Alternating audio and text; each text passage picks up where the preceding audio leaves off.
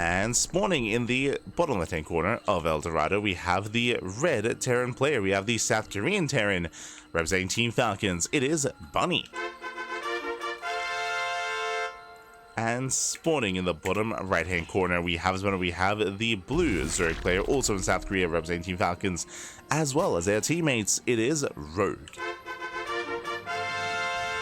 And if you're in the chat, you know what time it is. It is Gamba time. Predictions are open. Place your bets on who you think will claim the series. Best of luck in the chat as you get your Gamba going. Here we go. As the ZvTs continue, Bunny, he's warmed up. He just took down Rex in the previous series, but now he's up against Rogue, his teammate, and also, I would say, a significant level up here. Rogue, he is one of the stronger Zerg players in South Korea at the moment. Now, Rogue, he's not as active as some of the others. He's not as active as Shin. He's not as active as Solar, but still a strong player in his own right. He still does practice, of course, outside of just competing. And Rogue, he has even been able to take it here to some of the best players in the world in the late game. If he can get there. He has some intense and some insane late game. But when it comes to the early to mid game, I'll be honest, I would lean towards Bunny. I feel like that's where Bunny, he can really get into his stride and he can try to break his opponent and break Rogue. Let's go. Rogue too busy playing Maple Story again. Oh no, yeah no. Este Rogue. Here we go. SV Scout moving out. I wouldn't be surprised because right now, again, like the signups for this week's tournament are stacked, and I think bigger than they have been in quite some time. I'm sure a big reason for that is the most recent EWC announcement. Right now, a lot of players were a little bit uncertain as to whether there would be StarCraft at EWC, so now they have that motivation to go back into the ring to again commit. Well, that upcoming major event, which is only in a couple of months, by the way. I think that's also one of the big criticisms as well, is that because the announcement was so late, like it's what, coming up in like July, August, so it's not too far away.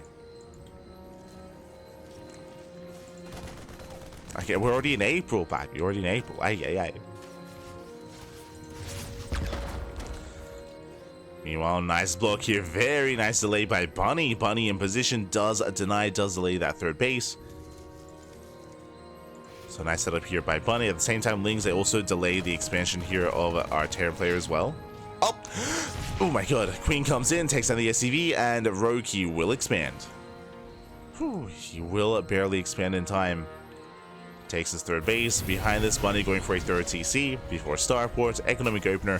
Now we've seen the same start out of Bunny every game so far, at least in today's broadcast. But if you remember, game 1 against Rex is when he went into his Banshee play. It was game 2 where he went for faster stim into a Liberator instead. So he can mix it up. Doesn't have to be Cloak Banshee. Reaper dips in, pulls away. And Bunny, he should not make it out. He's getting cornered. Reaper goes down. A Roach Horn gets thrown down here for Rogue. A hidden Roach Horn here at the natural. Now, when it comes to Rogue ZvT, he is a little bit samey.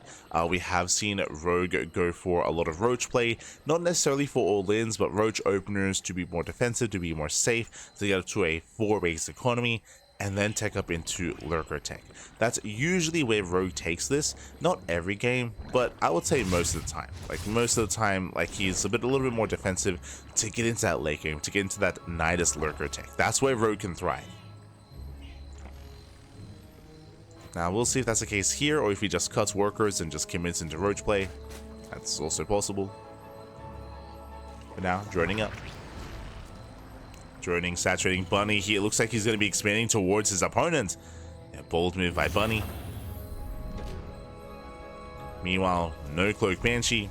He's going for faster stim. Into what? Into a Viking. No Liberator yet.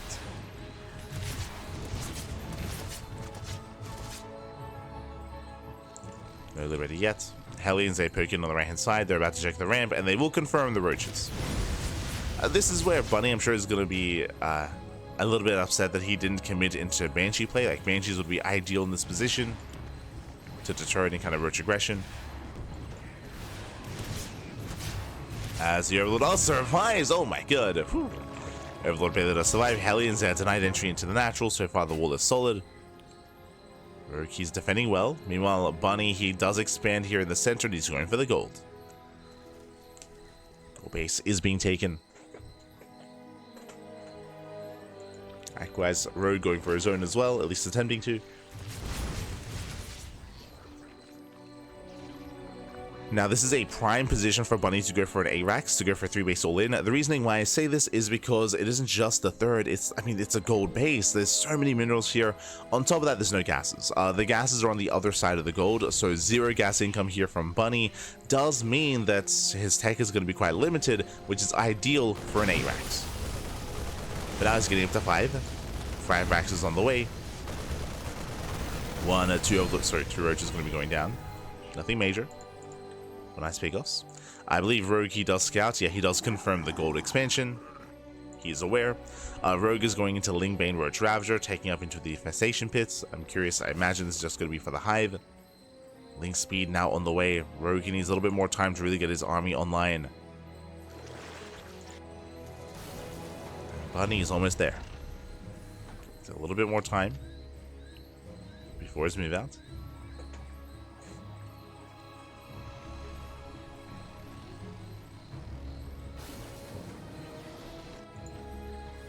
Rogue does sneak up behind the mineral line, does nice mining time. When the tank was in position. Meanwhile, do you see what I see? Bam! 3 more Raxes. 3 more Raxes. It is going to be the A-Rax. So 8 Rax, 3 base all in. Again, this is just really popular on El Dorado, especially if you take the gold, so that's why we brought it up. So it's all or nothing for Bunny. This is basically pure marine tank. Just pure marine tank, no marauders, no ghosts, no further tech. I mean, there's going to be no gases and no economy for further tech as well. And this is going to hit harder than normal just because of the gold base. Hit very hard.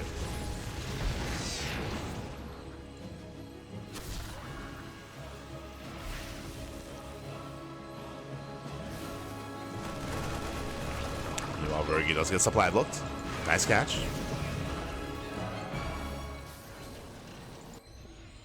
Double chop coming in.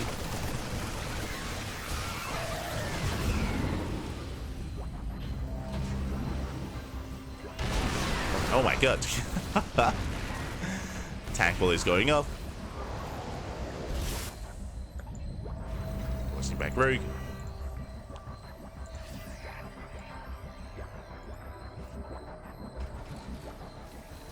And we're waiting for the move out here.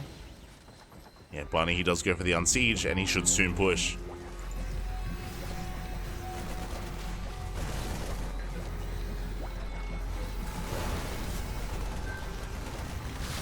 Should soon move out.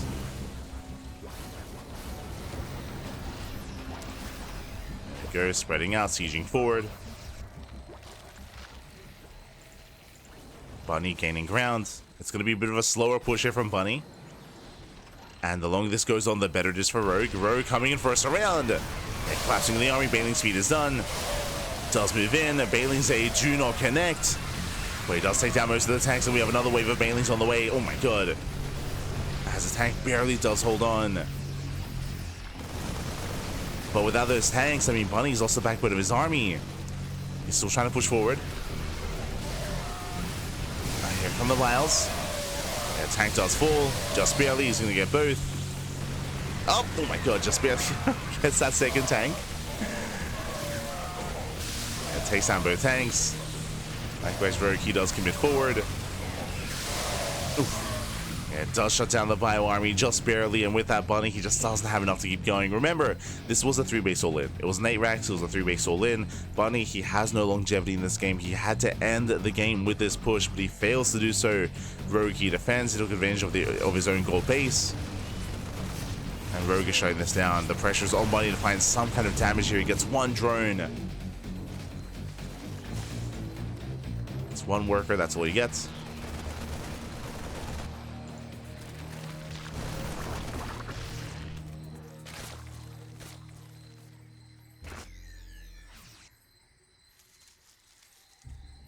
That's all he gets for now. Oh, a late CC here for Bunny. It's a rough position here. He throws down the command center. Very late expansion.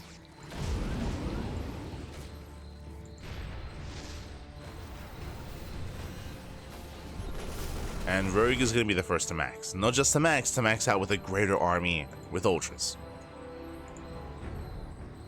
Ultra production underway.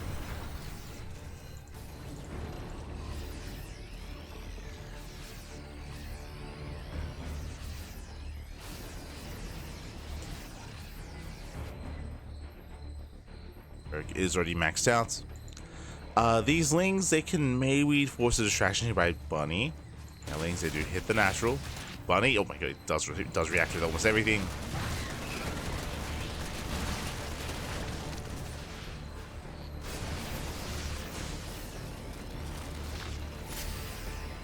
Okay, Rogue's still setting up, buying more time, building up more Ultras.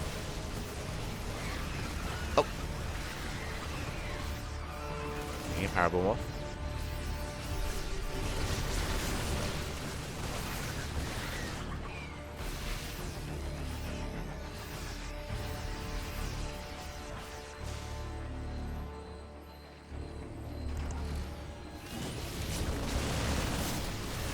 To get it off. Meanwhile, Ultra might coming in.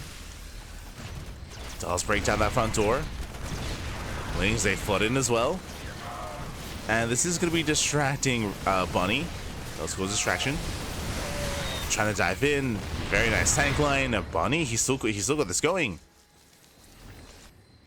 Again, he has not yet saturated that fourth base. Still 3 base all in. Still committed. Going for the expansion, the hatchery is going to go down. Bunny, after the first failed assault, I mean, I thought he was out of this, but no, he can still keep going. Pushing further in. We're setting up for a better attack. Here come the lightning clouds, covering one of the tanks. Banelings, they get some okay connections, but not amazing. Banelings, they go down, and Bunny, he breaks through. He breaks through the Banelings, he breaks through the Ultras, but here come more Banelings. Oh no! Oh my god. Bunny does pull away. It does pull away in time. Very nice reaction, very nice splits. Wow, he has done it. He barely breaks through. Again, that was a lot of Banelings, but no major connections. Bunny, he kited well. Once again, kiting against these Ultras, plus transfuse. But the Ultras are vulnerable, they're on their own. They have no support. And Bunny, he's not stopping. He can't stop, he won't stop. Stims in. Oh my god. Ultra will turn from behind. Takes out one of the Ultras. Gets one, gets two. 2 Ultras left.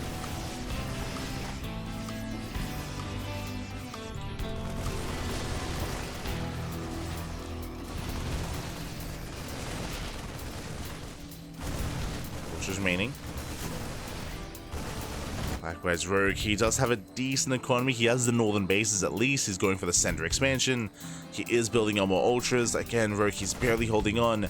And as the Ultra count gets higher, that's where Bunny's army becomes less effective. Remember, 0 Ghosts. There's no academy. There's no Ghost production. It's just Marine Marauder tank. It's more of a brute force army. There's nowhere near as much finesse with it.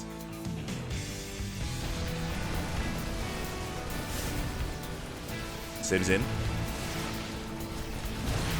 Liberators have arrived. That will complicate things. Does have liberation. Ling Runby comes in, catching reinforcements. It does force a reaction. Turns back around. Stimming back home.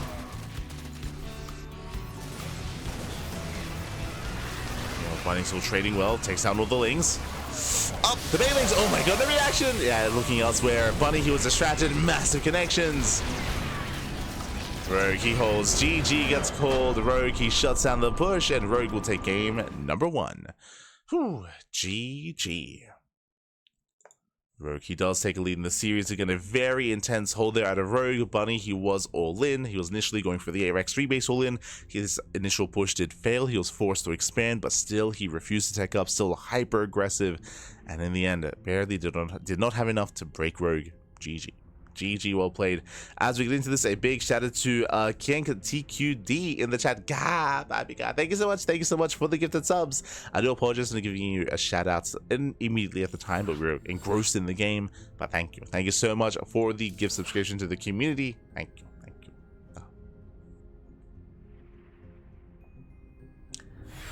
Gifted subs to Rallyles. GG. Oh.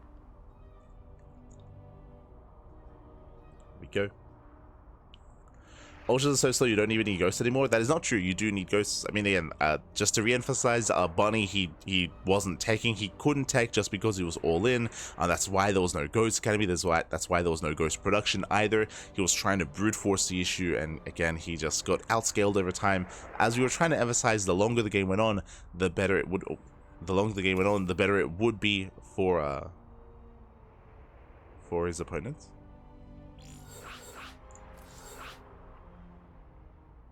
Better it would be for Rogue. And there we go. We're now getting into our next game. As Bunny was on a timer. It's on a timer. Here we go.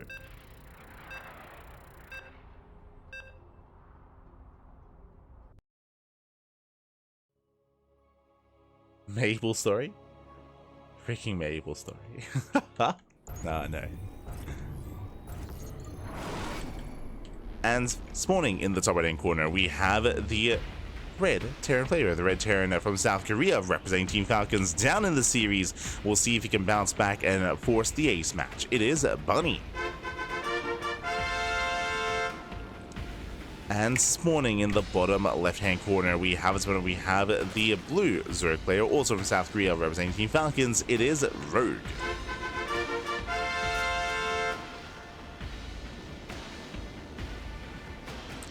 We go. Alright, ZvT does continue. And Rogue having a strong start, surviving the all-in of Bunny. And now we're loading into Amygdala. Now, Amygdala is a much larger map in the map pool. But depending on how our players expand and depending on where they go, this can actually be quite an aggressive map. Now, we have seen Bunny ARAX on Amygdala before, especially if he expands with his army. I'm referring to taking this northern base, for example, and pushing towards the hatcheries of his opponent. The rush distance by ground between base and base is quite short, so we have seen quite a bit of success. Again, depending on how our players expand, that is going to be an option here for Bunny. Now, even though we have seen Bunny embrace ARAXs and embrace 3 base all-ins on Amygdala before, I don't like the idea of going for the same build 2 games in a row. Like, that's something to consider as well, right? Like, he just failed an ARAX on El Dorado. I don't think it's wise to go for the same build again here on Amygdala. It's possible, but I would say a bit of a lower chance, and we might see something different out of Bunny instead. So keep an eye on the Terran. Likewise, Rogue, Hatchcast Pool, standard opener, nothing crazy, nothing wild. Does fan out. And again, welcome one and all to Amygdala. Amygdala is not just a very large map in the map pool, it has a long rush distance by ground. That is partly because of all these rocks. Like, there are just so many rocks throughout the center of the map, which do completely cut this area off, at least for the first half of the game.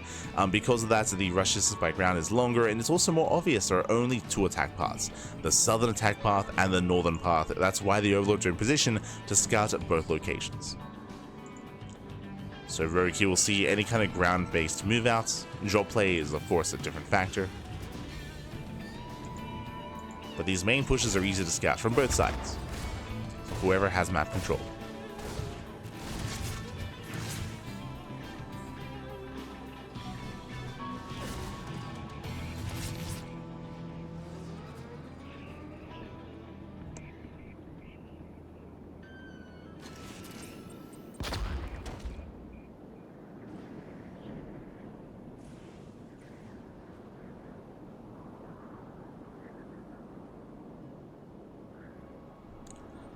So here we go, we have Bunny back at home going 3cc. Oh, for the first time to this broadcast, actually going 3cc, not 111, but 3cc into a second Rax. Okay, so it's going to be a 2-1-1 follow-up here. Second Rax is on the way, delayed starport.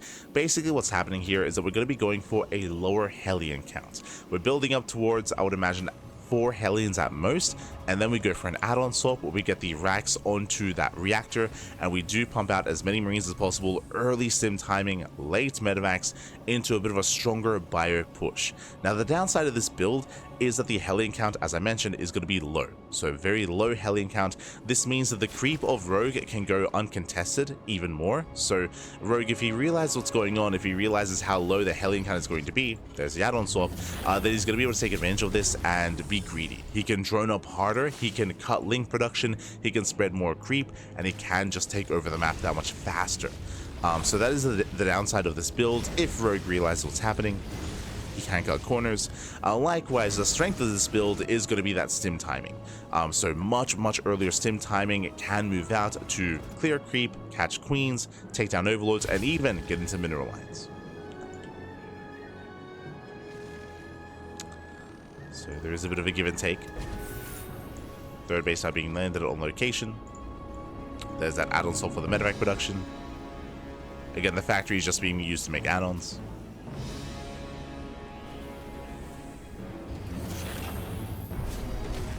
There's a swap. Meanwhile, back at home, Rogue, he has been cutting links, so he's been droning. He's already fully saturated on 3 bases. He's fully saturated. Getting to double Evo chamber, into eventually a Bailey nest, into lair. The lair has yet to really begin, so a little bit, I say a little bit, this is greedy here from Rogue. Basically, Rogue, he delays the lair in favor of faster 1-1 upgrades. So really fast upgrades here from Rogue will allow him to scale better into a longer game. The downside is late lair, which also means late bailing speed. Now there's going to be a window in time here early on where Rogue is going to have to defend against this army without bailing speed, with purely 0-0 links. Once the upgrades start kicking in, then it more than makes up for it. But early on, he's going to be vulnerable. Rogue, he's now fully aware of the 2-1-1. He cancels the spore. He throws down that Bailey nest. Throws down the nest. Job is moving out, boosting across the map. And we'll see if Rogue can get in position. He has time. Leading around my does take down one of the Hellions. And 1 or 2 Hellions going to be going down. Does deny some mining time. Wardi looking for a way in, but he is deep on creep. Gets an overlord, gets a couple of active tumors. Not much more than that. Bunny, he's deflected, but he will take down the 4th expansion. And not bad. Does force a cancel. I say 4th, I guess technically the 5th base.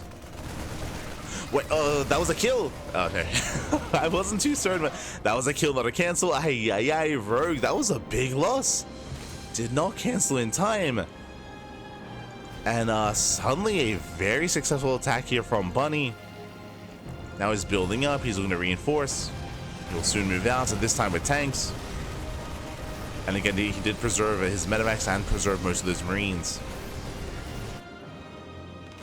It's going to be a stronger push.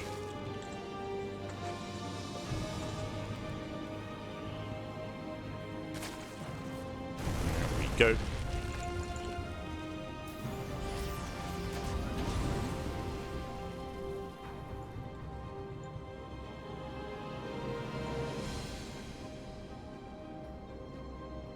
Spawning is going to be active.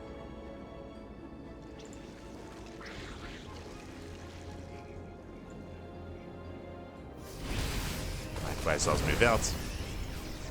And the tanks have arrived, and once again looking to deny that 5th base. Now bearing in mind this is the 5th, not the 4th, and Rogue is double expanding. This time he does cancel in time. So nice and out here from Bunny. Now he cannot push onto creep. He cannot move out without those tanks. Good deny so far. Behind this, going for a 4th command center. 2 upgrades.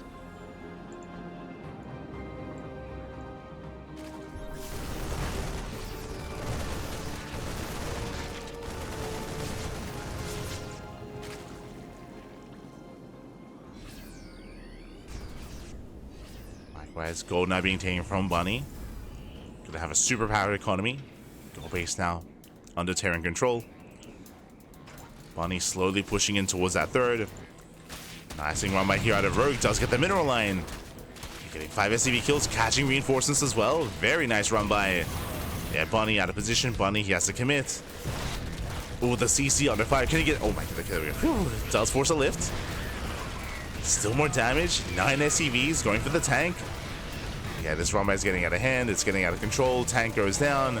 Catching more Marines. Even catching Marauders as well. And Bunny, he has to get something across the map. There we go. We'll take down the expansion. The hatchery is forfeit. Rogue backs off. Going for another run by. This time running into an army though. I should say running into reinforcements. Catching more CVs.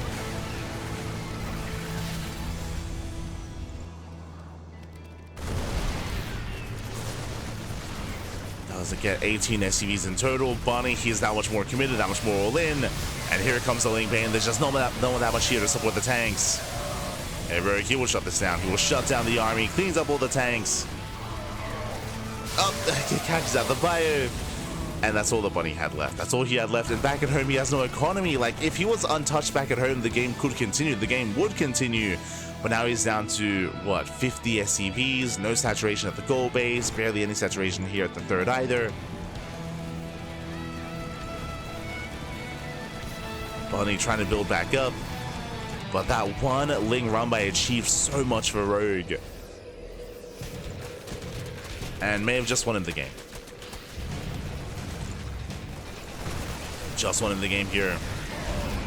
Right, surrounds the bio. Means deflect. Rogue keeps going. Oh, runs into the tank.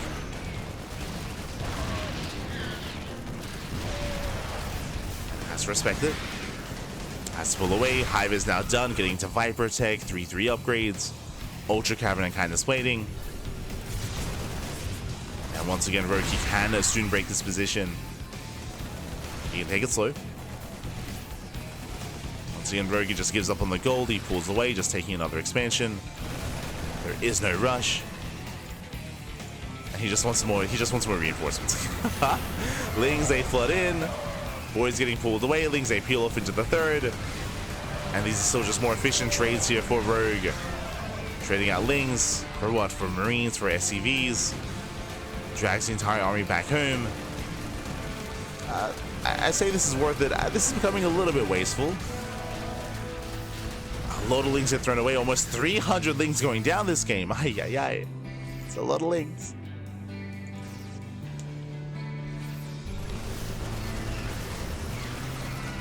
But this is all just buying time. It's buying time for what? For the Ultras. Right? And once the Ultras pop out, it's like Bunny has no answer. He has no answer to it. Because of all the losses early on, Bunny, he just can't afford to tech up, so he's stuck with a more mid-tier army. He's stuck with Bio Tank, Zero Ghosts, and not even Liberators this time. We even had the Liberators in Game 1, but not here in Game 2. Aliens, they roll in once again. They don't get the mineral line.